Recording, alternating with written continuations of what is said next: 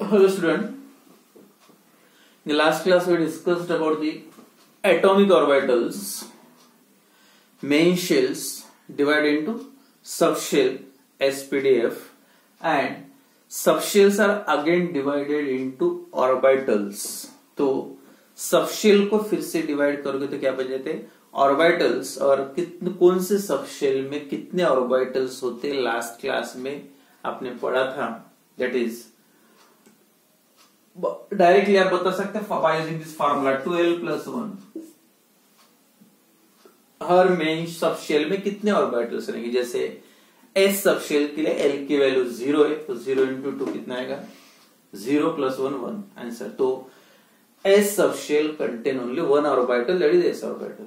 Then third second p of subshell के लिए, P के लिए एल की वैल्यू कितनी है 1 है.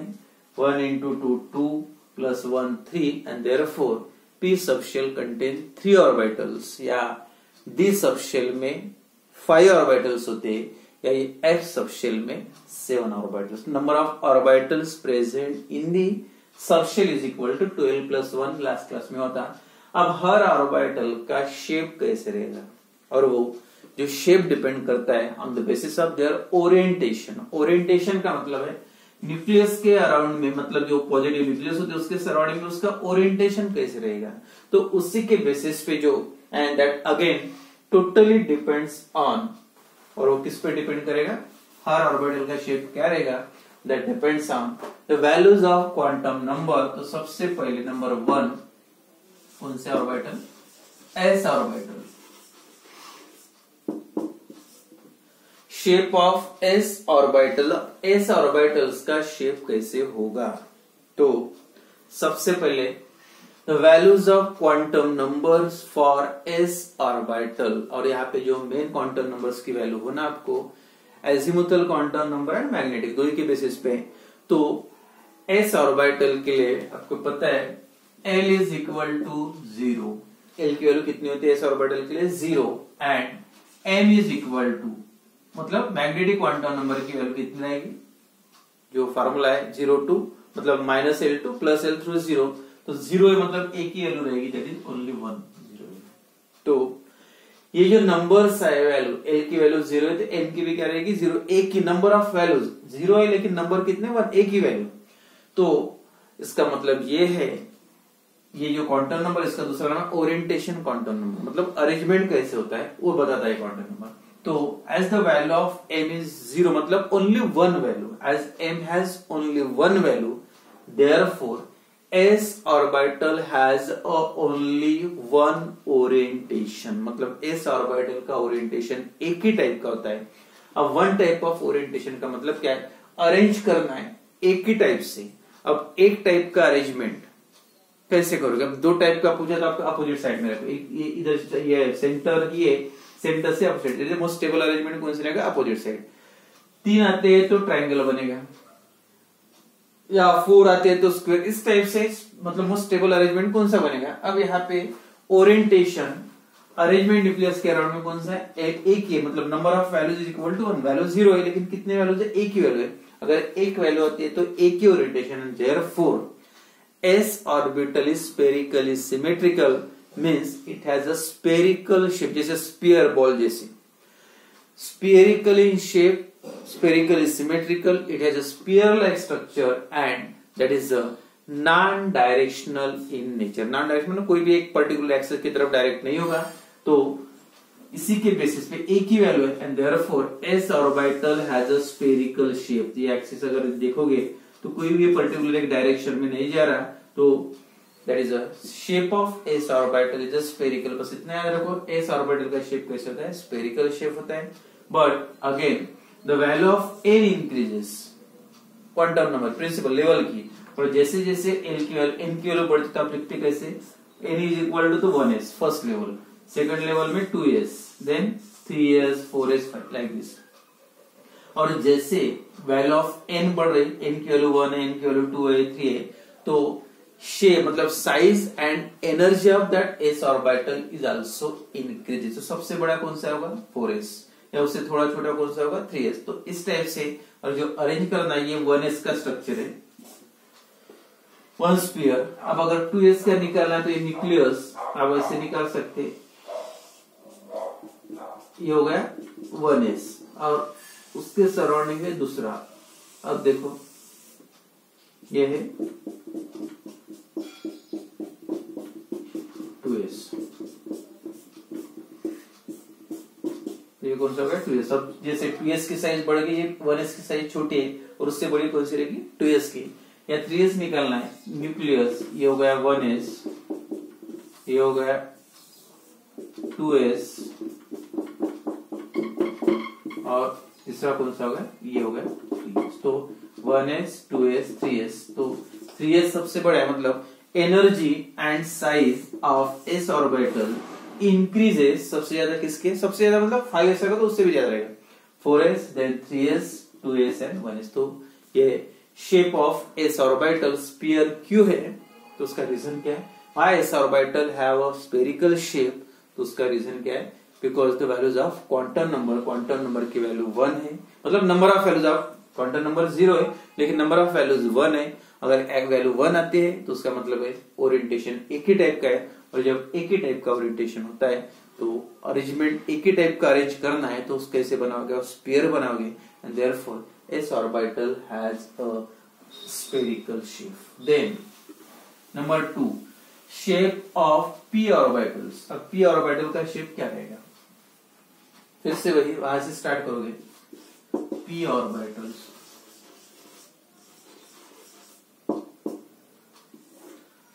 First point again same, the values of quantum numbers for p orbitals, L की वैल्यू लिखते हैं पहले, L is equal to 1 and therefore M की वैल्यू क्या आएगी, माइनस से स्टार्ट करना है, प्लस तक जाना है थ्रू 0, मतलब -1 0 +1। नंबर ऑफ वैल्यूज कितने हो गए, वैसे वहां एक ही वैल्यू थी। अब p ऑर्बिटल के लिए कितने वैल्यूज है, 3 वैल्यूज है, मतलब total number of values for m for p orbital is equal to 3। और इसका मतलब as the m has 3 values for p orbital means p orbital has a 3 orientation, 3 type के ओरिएंटेशन है, 3 टाइप का arrangement है। और जिसके पहले बताया था 3 टाइप का अरेंजमेंट क्या रहेगा, तो कौन कौन से डायरेक्शन में जाएगा, तो जो s ऑर्बिटल है it is non direct, which of the following atomic orbitals are non directional in nature. कौन सा एटॉमिक ऑर्बिटल नॉन डायरेक्शनल है, तो कौन सा रहेगा s orbital, because it is a sphere, but all other orbitals are directional in nature. इसका direction क्या रहेगा, तो 3 है नंबर ऑफ वैल्यूज 1 2 3, और जितने वैल्यूज रहेंगे उतने ओरिएंटेशन। अब 3 ओरिएंटेशन मतलब सेंटर में अगर न्यूक्लियस है तो अब कौन कौन से डायरेक्शन में जाएंगे वो 3 orbitals along the 3 axis, that is along x axis, y axis and z axis. And therefore p orbital, जैसे s ऑर्बिटल को रिप्रेजेंट किया s 1s 2s ऑर्बिटल, लेकिन p ऑर्बिटल का रिप्रेजेंटेशन मतलब that as the p orbital has a 3 values and therefore 3 orientation along the 3 axis, along x axis, y axis, along z axis, and which are represented as, और वो जो representation है p subshell है उसके orbital कौन कौन से, तो px second, py and third है pz। तो p subshell consist of 3 p orbital, कौन कौन से, px py pz, ये नाम दिया है x y z because they are oriented along that axis, ये एक्सिस के अलोंग में ये ओरिएंट करे, अरेंज हो रहे, एंड देयरफॉर जो नाम दिया है px py and pz, and hence अब इस टाइप का अरेंजमेंट रहा तो जो स्ट्रक्चर कैसे बनेगा, तो p orbital has a dumbbell shape structure. Dumbbell shape मतलब ये अगर तीनों को अलग अलग निकालोगे, x axis, y axis and z axis, तो इसको आप बोल सकते ये that is px along x axis, dumbbell shape structure and 2 lobes of dumbbells are separated by nodal pins। यहाँ पे जो न्यूक्लियस होते हैं इलेक्ट्रॉन डेंसिटी कहाँ पे रहेगी 0, तो जो भी इलेक्ट्रॉन्स रहेंगे ये रीजन में, और यहाँ पे रीजन इलेक्ट्रॉन फाइंडिंग की प्रोबेबिलिटी होती है that is called as atomic orbital. ये हो गया px। अब py का स्ट्रक्चर x y z, तो ये होगा along y axis that is py, ये px py, और तीसरा कौन सा है pz, एक्स वाई जेड, तो ये हो गया दैट इज पी जेड। तो p subshell consists of 3 orbitals and having shape कैसा है dumbbell shape, and that 3 orbitals are along the 3 axes. On that basis their name px, py and pz. And again last point, the size and energy of p orbitals again increases with increasing the value of n. अब p orbital कहाँ से start होते हैं second level से, और second level में सबसे छोटा कौन सा होता है 2p, then 3p, then 4p या आगे 5p वगैरह। तो सबसे बड़ा साइज 4p की, उसके बाद 3p या एनर्जी सबसे ज्यादा एनर्जी कौन से ऑर्बिटल के लिए 4p, then 3p and 2p। 2p मतलब 1p नहीं, 1p होता ही नहीं। तो ये याद रखो, p orbital has a dumbbell shaped structure and they directed and directionally means because they are directed along the 3 axes and therefore the name px, py and pz. And then next जो orbitals है that is p के बाद कौन सा है d orbital. अब d orbital मतलब d subshell में कितने ऑर्बिटल्स हो सकते, number of orbitals present in d subshell. फिर से l की वैल्यू कितनी है 2, 2l प्लस 1, 2 इंटू 2 4 प्लस 1 5, मतलब d सबशेल में कितने ऑर्बिटल्स होना चाहिए। और उसका दूसरा आंसर आपको ये भी मिलेगा जब आप उसके क्वांटम नंबर्स की वैल्यू लिखोगे तब।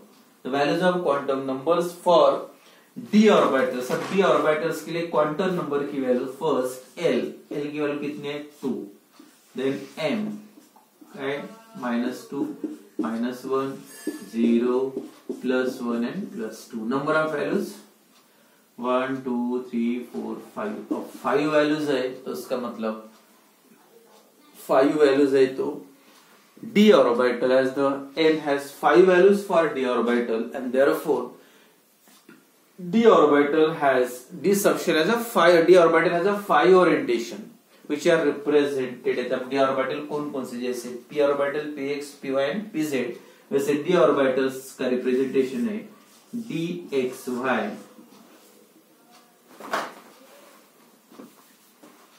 dxy, dyz and dxz। then third 3 हो गए dx square minus y square and last है dz square। तो कितने हो गए 5 टोटल। अब ये जो xy क्या है yz या x square minus y square नाम क्यों दे, वो शेप जब लिखोगे ड्रा करोगे तब क्लियर हो जाएगा। तो ये जो d सबशेल मतलब as the m has 5 values and therefore d orbitals are divided into and d subshells are divided into 5 orbitals and that are dxy, yz, zx, x square minus y square and then dz square। तो अब ये orbital का जो shape है अलग अलग है, उसमें भी एमसीक्यू में अगर क्वेश्चन आते हो जाते हैं following orbital has a double dumbbell shape structure. ये जैसे पी ऑर्बिटल में सिंगल डम्बेल था, और ये जो पहले 3 का लेते हैं सबसे पहले फर्स्ट 3 ऑर्बिटल कौन कौन से dxy, dyz एंड dzx बोलो या xz बोलो। These 3 atomic d orbitals having a double dumbbell shape structure। ये तीनों का जो डम्बेल है कैसे डबल डम्बेल शेप स्ट्रक्चर इन, अब जैसे अलोंग द एक्सिस थे लेकिन ये इन अ प्लेन में है, xy plane, yz plane and zx ये प्लेन में प्रेजेंट है, इसलिए इनका जो नाम दिया है xy, yz एंड zx या xz। तो ये जो 3 ऑर्बिटल्स होते हैं the dxy, dyz and dzx orbital has a double dumbbell shape structure। Double dumbbell shape structure है in xy, yz and zx plane. अब कैसे स्ट्रक्चर देखो इनका xy, yz and zx plane में कैसे आएंगे तीनों का। फर्स्ट dxy, ये 3 एक्सिस है x, y एंड z। तो जो फर्स्ट है ये एक्स वाई एक्सिस है, इसके दोनों के बीच में, तो प्लेन में, अलोंग एक्सिस नहीं, इन प्लेन है, एक्स वाई प्लेन में, and therefore the name is this orbital that is dxy because this lobes या जो डम्बल्स है किसमें प्लेन में प्रेजेंट है and therefore this orbital is called as dxy, x और y के बीच में प्लेन में। देन सेकंड जो स्ट्रक्चर है कौन सा dx xyz एंड ये dyz and that present in a plane dyz। ये प्लेन देखो ये y और ये z,